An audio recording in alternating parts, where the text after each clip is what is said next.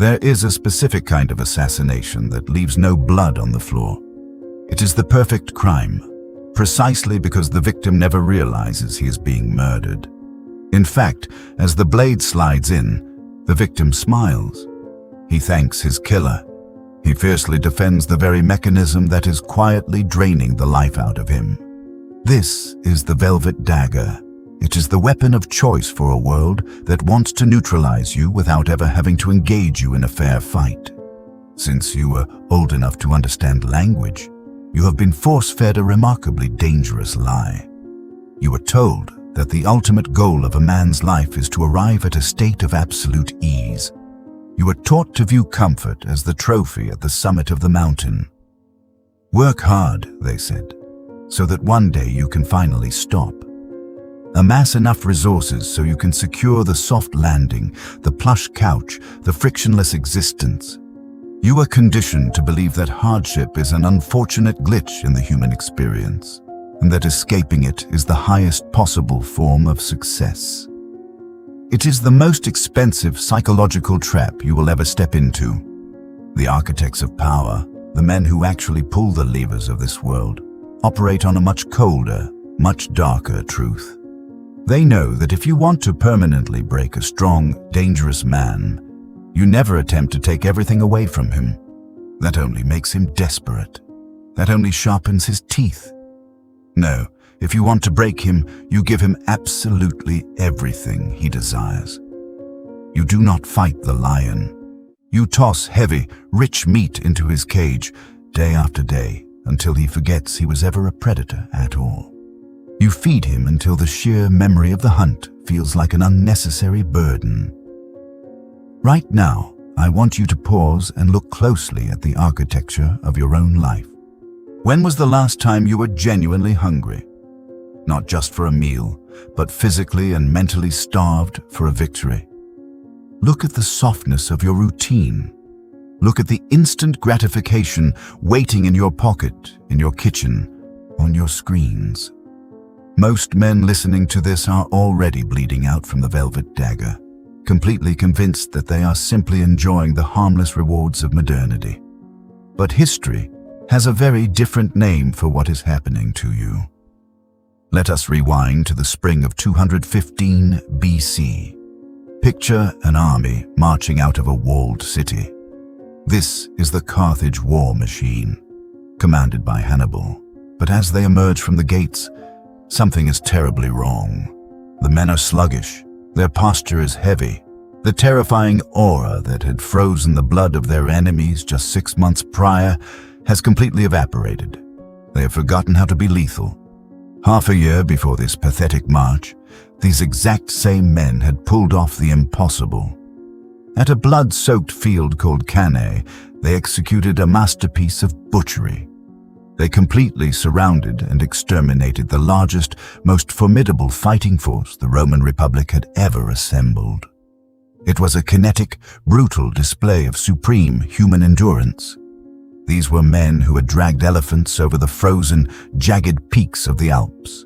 They had slept in freezing mud, survived on raw scraps, marched through driving rain, and defeated the most elite empire on earth through sheer, unbreakable grit. Rome was utterly paralyzed. The gates to world domination were blown off their hinges. And then Hannibal made a decision that would echo through military history as the ultimate cautionary tale. He marched his hardened killers into Capua, the second wealthiest and most opulent city in Italy, to wait out the winter. Capua did not fight the Carthaginians. They welcomed them. They threw open their massive wooden gates and offered the conquerors a tsunami of indulgence. Soft beds replaced freezing mud. Endless rivers of heavy wine replaced stagnant water. There were warm baths, rich perfumes, exquisite food, and endless physical gratification. It was a utopia of ease. They handed the warriors the exact soft landing they had been dreaming of during those freezing nights in the Alps. That winter accomplished what the entire Roman military complex could not. It rotted the absolute core of the Carthaginian war machine. When the spring finally arrived and it was time to sleep in canvas tents again, to march with heavy packs, to feel the bite of the wind, the soldiers shattered. The ancient historian Livy noted that they collapsed like soft, frightened recruits who had never seen the reality of war. The discipline evaporated. Desertions skyrocketed. The killing edge was permanently gone. The historical proverb that emerged from this disaster is chilling in its simplicity. Capua was Hannibal's cannae. The weapon that destroyed the greatest army of the ancient world was not forged from iron or steel. It was woven from silk. It was the featherbed. It was luxury operating as a psychological neurotoxin. The ancients did not preserve this story for thousands of years just to entertain you. They carved it into history because they witnessed this exact phenomenon destroy men far superior to you, over and over again. The fundamental law of human nature is this: hardship does not destroy a man. Hardship is the anvil upon which his lethality is forged. It is comfort, the grand prize you have been chasing your entire life, that serves as the most ruthlessly efficient weapon ever designed to unmake a dangerous man. It neuters him completely without ever requiring a single drop of spilled blood. Which brings us to a terrifying question, one that modern self-help gurus and lifestyle influencers are utterly terrified to ask. If comfort and ease are actively destroying your potential, why does it feel so undeniably good while it happens? The answer is not philosophical. The answer is chemical, and it is firing deep inside your skull at this very second. The vast majority of the population operates under a catastrophic misunderstanding of their own biology. If you ask the average man on the street what dopamine is, he will tell you it is the pleasure chemical.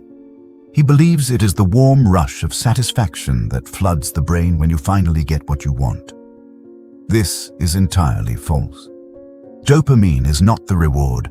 Dopamine is the craving. It is the chemical signature of anticipation, the visceral, forward-leaning hunger that grips you right before the prey is caught. It was hardwired into your ancestral DNA to force you to hunt, to cross the next mountain range, to relentlessly pursue a mate or a meal. It peaks at the exact moment you're reaching for the prize, not when you're holding it. It is, by its very biological definition, the engine of pursuit. But here is the dark reality of how that engine actually functions. It operates on a ruthless scale of equilibrium. The clinical psychiatrist Dr. Anna Lemke beautifully illustrates the brain's reward circuitry as an internal seesaw, with pleasure sitting on one side and pain resting on the other.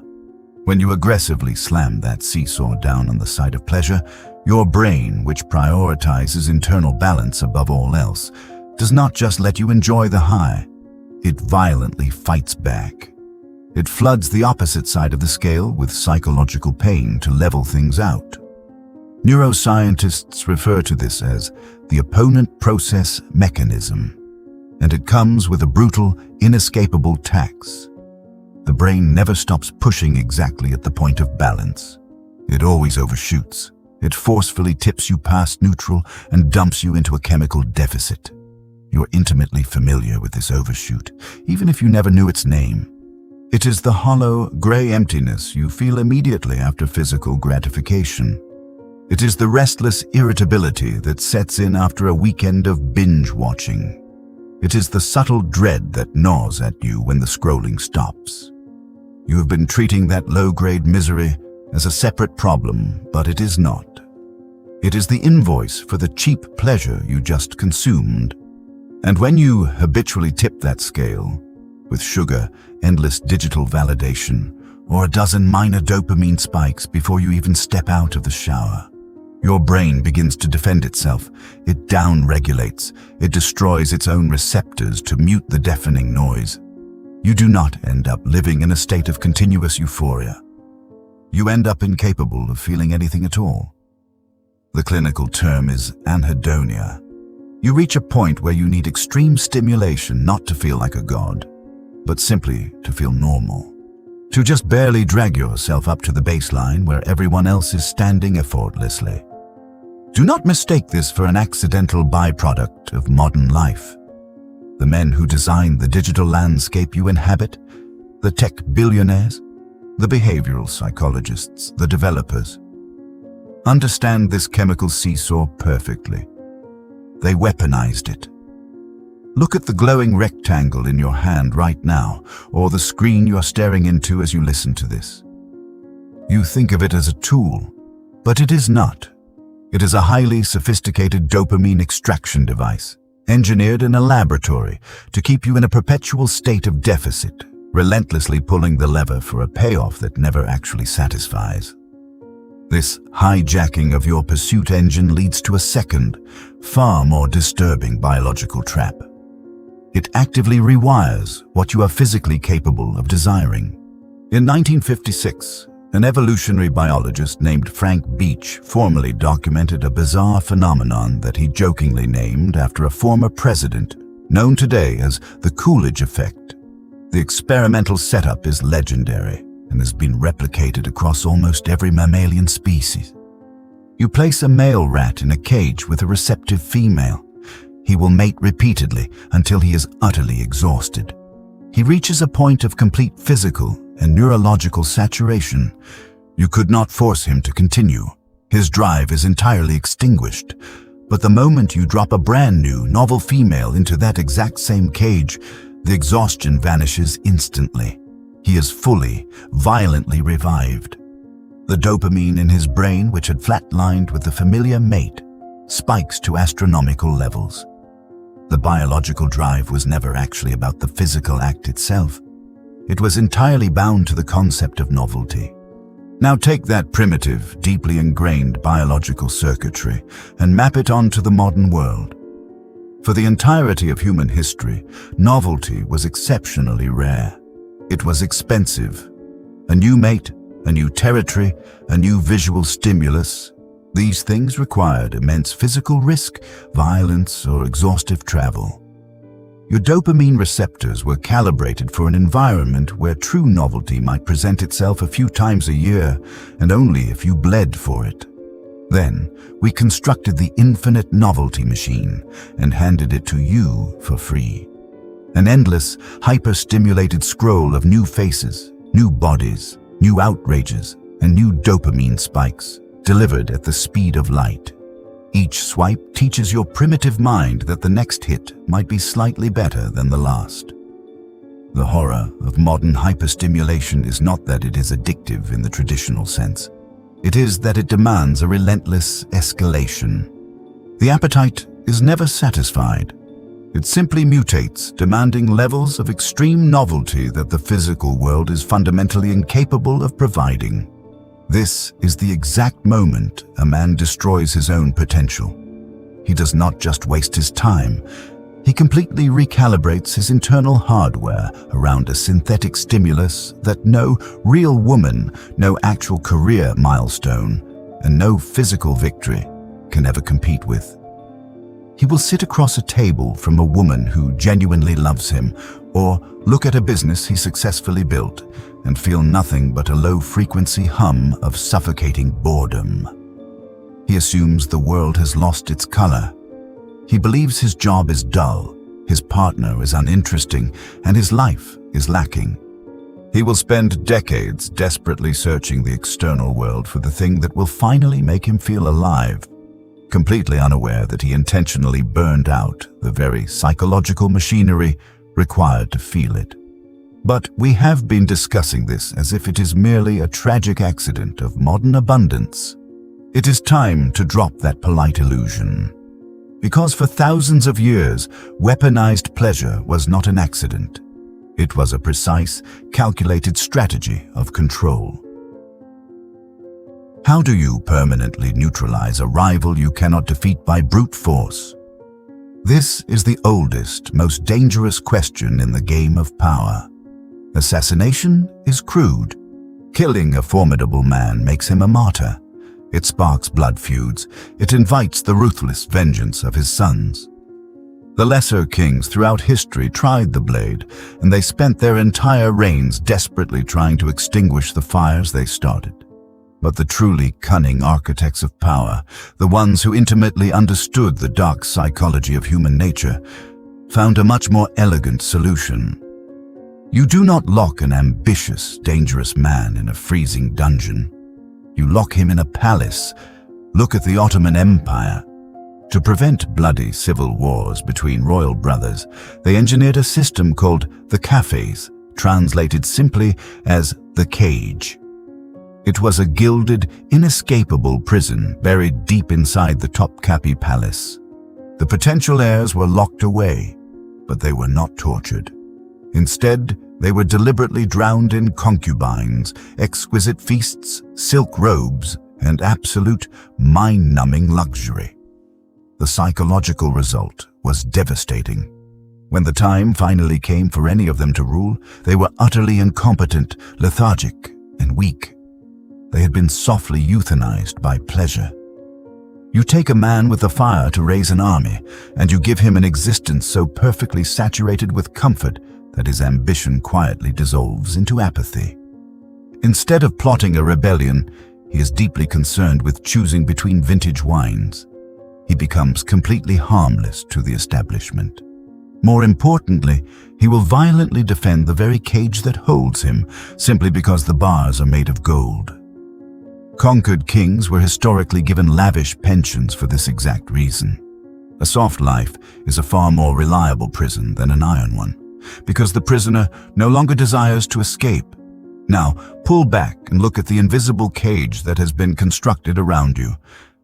I'm not suggesting some cartoonish conspiracy where a cabal of shadowy elites is sitting in a smoke-filled room plotting your specific downfall. The reality is far worse and far more insidious. The mechanism of the cafes, that ancient strategy of neutralization, has been completely industrialized. It has been automated by an economy that realized the single most profitable action it can take is to keep your chemical seesaw permanently tilted toward indulgence. Every frictionless delivery app, every algorithmic feed designed specifically to never end, every laboratory-engineered flavor created to bypass your body's natural satiety signals. It is all converging on a single outcome. We are mass-producing a population of men who possess the reward circuitry of conquered princes. You are defending the very systems that are hollowing you out, entirely convinced that you are free simply because no one is holding a sword to your throat. But the old emperors had to capture you first. In the modern era, you walk into the palace entirely on your own, and you lock the heavy door from the inside.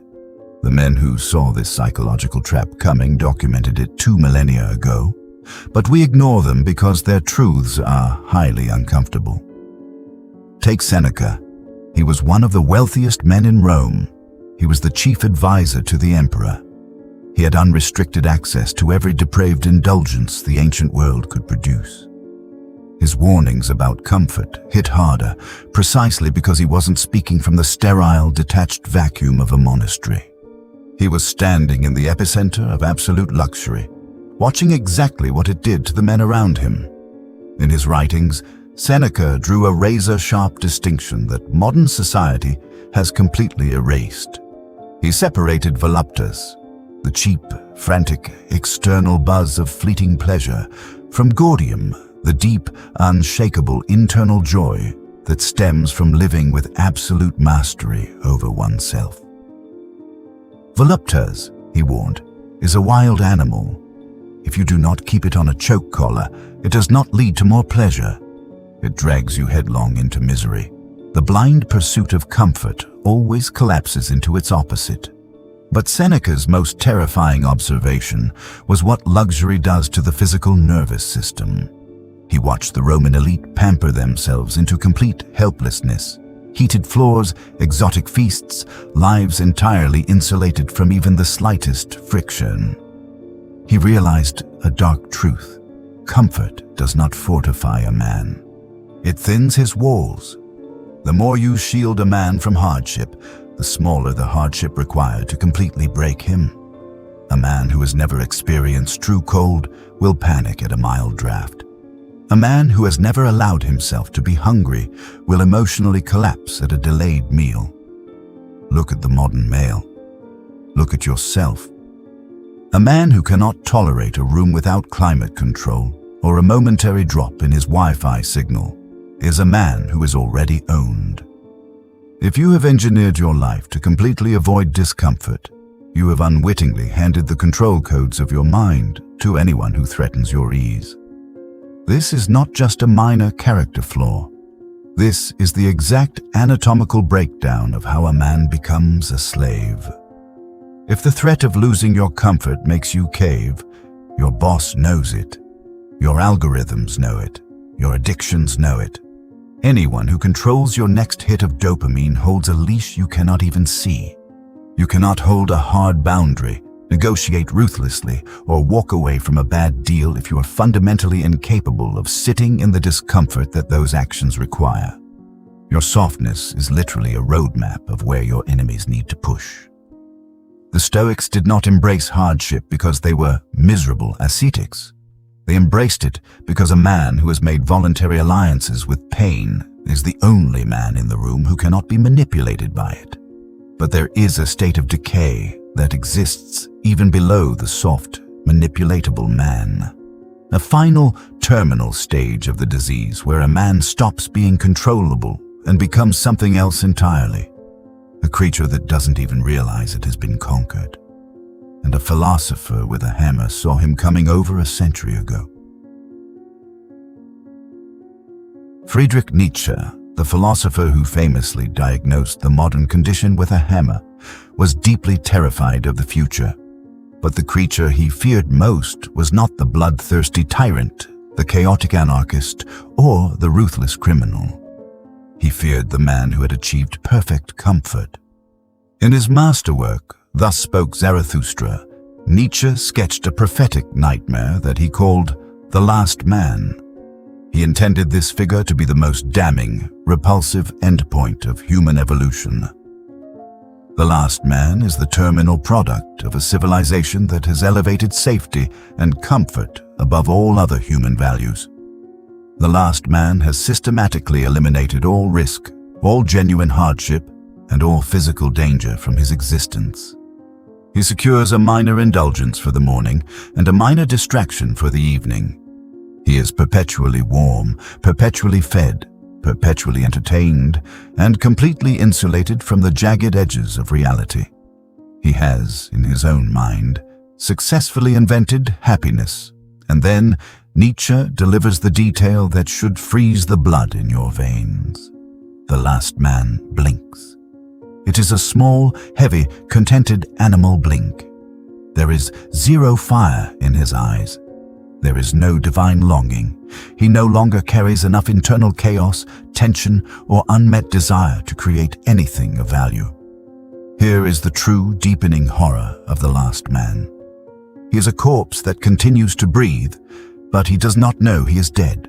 The classic, tragic hero bleeds. The villain suffers in defeat. But the last man feels completely fine. He is delightfully content.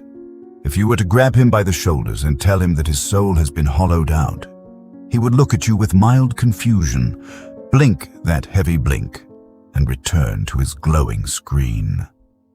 He does not experience his own destruction as a loss because the very psychological faculty required to feel that loss, the hunger, the ambition, the drive to conquer, is the exact thing the comfort dissolved in the first place. You cannot grieve a fire you no longer possess. That low-grade, suffocating contentment you feel when you convince yourself that things are basically fine and your ambitious teenage dreams were unrealistic anyway. Examine that feeling closely. It wears the exact same mask as peace, but from the inside, it is the feeling of absolute surrender. Nietzsche saw an entire species sleepwalking toward this abyss.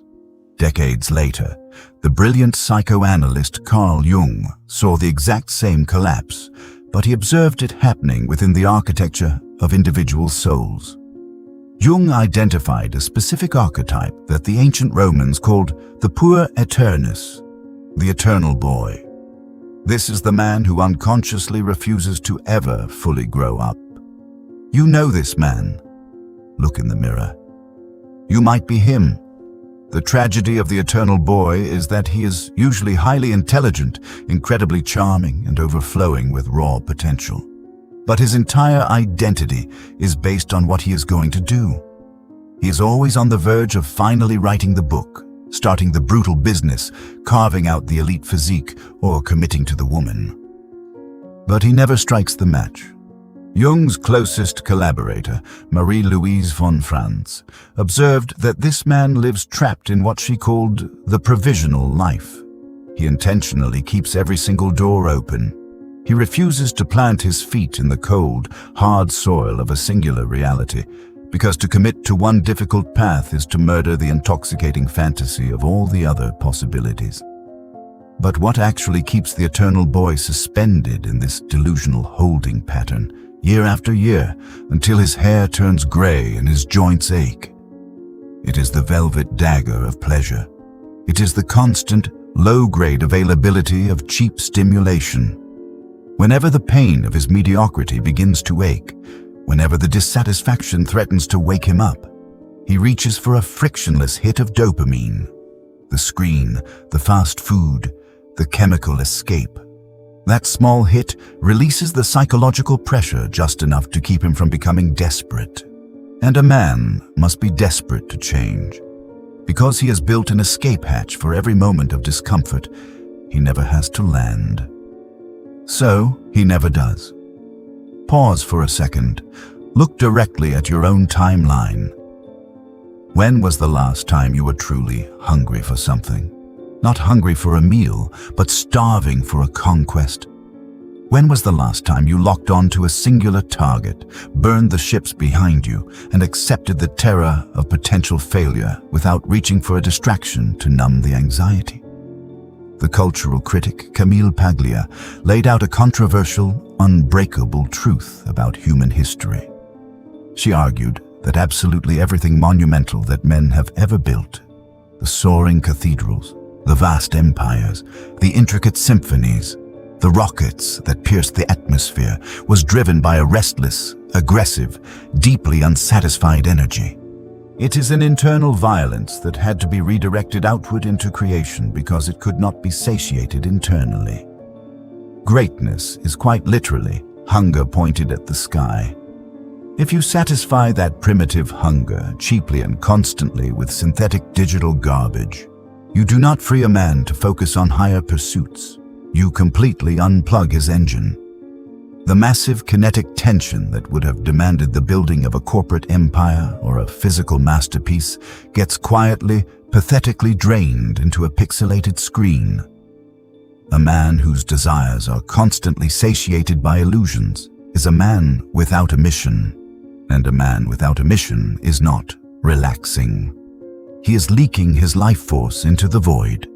His value, his frame, and his gravity completely collapse the second he believes he has arrived at a state of comfort. If constant indulgence is the death of ambition, what exactly do the truly formidable men do? How do the elite architects of reality avoid the trap of the last man? The answer lies in a strategy so counterintuitive that the modern mind violently rejects it. The masses look at the elite, the men who actually shape the architecture of reality, and make a fundamentally flawed assumption. Because the world is obsessed with the projection of status, the average man assumes that the individual sitting at the absolute apex of the hierarchy is the one indulging the most. He imagines the powerful man drowning in luxury, gorging on the exact same frictionless pleasures that the rest of society craves, just in higher quantities. Yes, the powerful will occasionally display opulent wealth because theatrical displays of resources are a highly effective tool of psychological domination. But if you strip away the public performance and observe what genuinely formidable men do in private, you will not find bloated hedonism. You will find an existence that is ruthlessly, almost terrifyingly monastic. These men do not consume simply because they can. They ration. They understand a biological concept known as hormesis, the deliberate engineering of discomfort. In toxicology, hormesis is the phenomenon where exposing an organism to a low dose of a deadly stressor does not weaken it, but instead provokes an adaptive response that makes the organism significantly harder, sharper, and infinitely more lethal. The elite apply this to their own neurochemistry. They intentionally introduce friction into their daily lives. They choose the freezing environment over the climate-controlled room. They seek out the brutal, high-stakes confrontation rather than hiding behind the cowardly email. They deliberately cultivate periods of deep, gnawing hunger. They do this not because they are attempting to be morally righteous saints, but because they are protecting the engine. They understand the dark mechanics of the chemical seesaw. They know that a sharpened, unsatisfied want is the razor's edge of their power. It is the radioactive fuel source responsible for every empire ever built, and they violently refuse to let the modern world dull that edge for free. They have mastered the one move that the soft, manipulated man is entirely incapable of executing. They look directly at an easy, free, highly stimulating pleasure, and they simply say, no. They leave the easy dopamine hit sitting on the table and walk away, precisely because the psychological capacity to do that is the rarest and most dangerous form of power on Earth. It is the definitive difference between the apex predator that walks past a rotting carcass because it demands to hunt on its own terms, and the scavenger that eagerly swallows whatever scraps the world throws at its feet. One creature owns its appetite, the other is permanently owned by it. This is not a new revelation. Over 2.5 millennia ago, the ancient Greek historian Herodotus concluded his magnum opus, the chronicling of the entire known world, with a brief, seemingly bizarre anecdote. He did not end his sweeping history with a tale of a massive, blood-soaked siege. He ended it with a chilling, psychological warning. The Persians had just crushed all opposition to become the supreme rulers of the earth. Their commanders approached King Cyrus the Great with a completely logical proposal. They had won the world. They possessed ultimate power. Why, they asked, should they continue to live in the brutal, freezing, jagged mountains of their homeland? Let us migrate to the fertile, luxurious valleys. Let us claim the soft, beautiful life we have earned with our swords. Cyrus listened to the men who had bled for his empire. And then he granted their request, but he delivered a prophecy that should haunt every man listening to this today. He told them they could move to the luxurious valleys, but they must prepare to cease being the masters of the world and prepare to become its slaves. Soft lands, Cyrus warned, breed soft men. The soil that produces endless, bountiful comfort cannot simultaneously produce lethal warriors. It is an evolutionary impossibility. Herodotus ended his entire life's work with this specific scene because he understood the tragic arc of human greatness. He had watched populations forget the harshness that forged them. He knew that descending into the valley of comfort always feels perfectly reasonable in the moment. You tell yourself you have earned it. You tell yourself it is finally time to relax. But the Persians on that day heard the cold truth in their king's voice. They looked at the velvet dagger and they recognized it as a weapon. They chose to remain in the unforgiving mountains, retaining their terrifying strength rather than surrendering it to the invisible cage of the valley. Every single morning, when you open your eyes, you are presented with that exact same choice. There is no ancient king standing in your bedroom to warn you. There is only the glowing screen, the processed food, the warm blankets, and the infinite, frictionless ease of the modern world. The soft valley is constantly calling to you, demanding absolutely nothing, whispering that you have suffered enough and it is time to rest. The lion that ruled the jungle was never hunted down. It was never shot.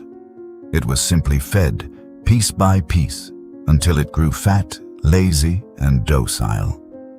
The cage was built around it while it happily chewed on the very meat that was used to break its spirit.